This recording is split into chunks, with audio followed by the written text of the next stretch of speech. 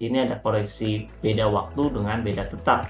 Nah, ini bagian dari rekonsiliasi fiskal, teman-teman. Artinya, ketika kita memahami konsep tadi, ya, hubungan istimewa karena ada kepemilikan, karena ada penguasaan, karena ada hubungan darah, nanti impact-nya kemana ke laporan keuangan, yaitu koreksi fiskal, teman-teman. Nah, bisa ada beda waktu, juga beda tetap. Kalau beda waktu, ini hanya perbedaan saat pengakuan penghasilan dan beban menurut komersil dan ketentuan pajak, teman-teman.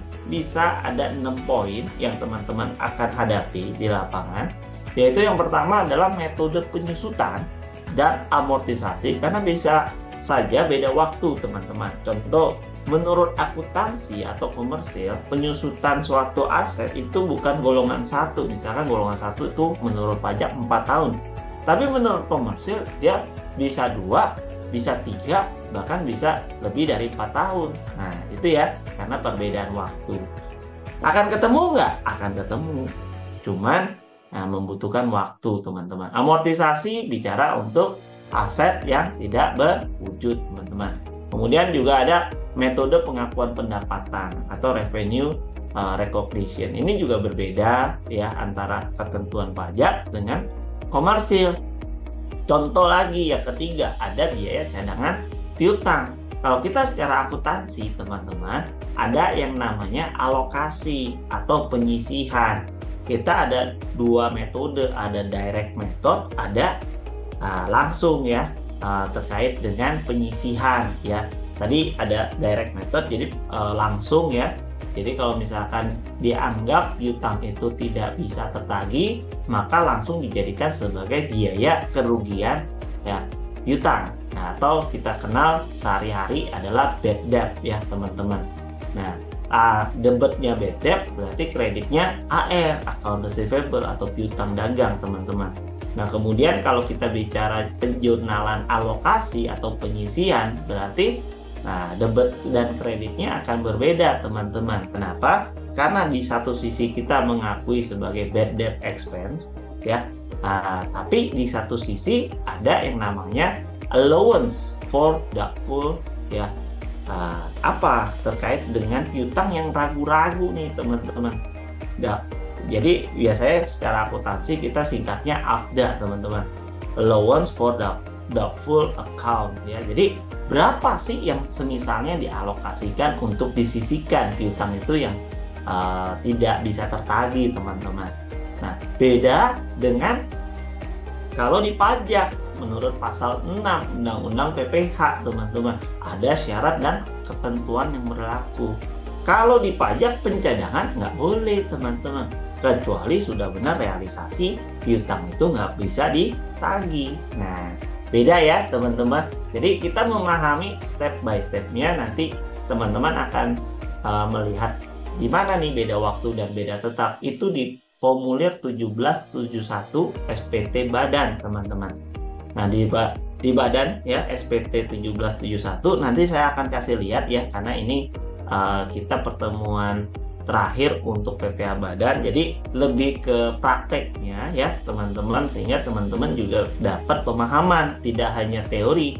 Teori teman-teman bisa baca kembali, tapi prakteknya Anda bisa komunikasi dengan saya selaku konsultan pajak register, dan juga dari sisi keilmuan teman-teman juga bisa cek terkait dengan apa teorinya. Nah, karena saya juga mengajar di kampus, jadi ada balancingnya antara teori dengan praktek nih, teman-teman. Jadi silakan kalau semisalnya teman-teman ada pertanyaan, misalkan ada kendala ya, boleh ditanya ke saya sehingga teman-teman mendapat benefit. Tujuan hari ini kita belajar PPh Badan tercapai gitu ya. Kenapa? Karena ada hal yang saya semulanya tidak paham jadi saya paham gitu ya. Oke, kemudian juga yang kelima nih, teman-teman, biaya penyusutan aktiva leasing dengan angsuran leasing. Nah, jadi kalau secara leasing atau financing itu ada 2, teman-teman. Ada yang namanya operating lease dan ada financial lease, teman-teman. Di pajak ya, penyusutan untuk aktiva leasing dengan angsuran leasing ya, ini yang harus diperhatikan oleh teman-teman ketika menghadapi yang namanya perbedaan pengakuan. Kenapa? Karena dari sisi pajak dengan sisi accounting akan berbeda. Nah, ini poin yang kelima. Ketika ada penyusutan aktiva leasing dengan angsuran leasing, berapa yang nanti akan diakui menurut pajak? Nah, ini yang menjadi concern-nya, teman-teman. Dan yang keenam, estimasi biaya bonus yang diakui. Bisa saja yang namanya estimasi itu bisa berubah, teman-teman. Ya, karena apa? Pengakuannya kan beda-beda, teman-teman. Nah, itu dari sisi beda waktu. Bagaimana kalau kita bicara beda tetap? Di awal kemarin ya, teman-teman, saya sudah sampaikan kita bedah yang namanya penghasilan. Penghasilan menurut pasal 4 Undang-Undang PPH ya. Kalau kita belajar undang-undang, berarti kita juga memahami aturan mainnya, teman-teman. Berarti penghasilan yang memang tidak diklasifikasikan untuk nanti dihitung pada saat PPH badan, yaitu adalah penghasilan yang sifatnya apa? Bukan objek dan yang dikenakan final. Kenapa, teman-teman? Karena dari mapping yang kemarin saya sudah jelaskan ke teman-teman, itu pastinya ada klaster sendiri. Ya, jadi sudah dipisah dari form 1771 sehingga teman-teman bisa mengklasifikasikan tepat gitu ya. Apa yang dimaksud dengan bukan objek, apa yang dimaksud dari PPH final. Nah, penghasilannya apa saja? Merujuk ke pasal 4 ayat 2 untuk final, pasal 4 ayat 3 penghasilan yang sifatnya bukan objek. Nah, artinya kalau misalkan ada biaya ya, selain dari yang dua tadi, teman-teman, berarti itu yang nantinya ya akan dicatat ya di laporan keuangan, dan apakah itu sesuai dengan ketentuan perpajakan. That's it. Ya. Nah, ada biaya yang bukan memenuhi unsur 3N, yaitu mendapatkan, menagih, dan memelihara, yang ada hubungannya dengan penghasilan final ataupun penghasilan yang sifatnya bukan objek pajak.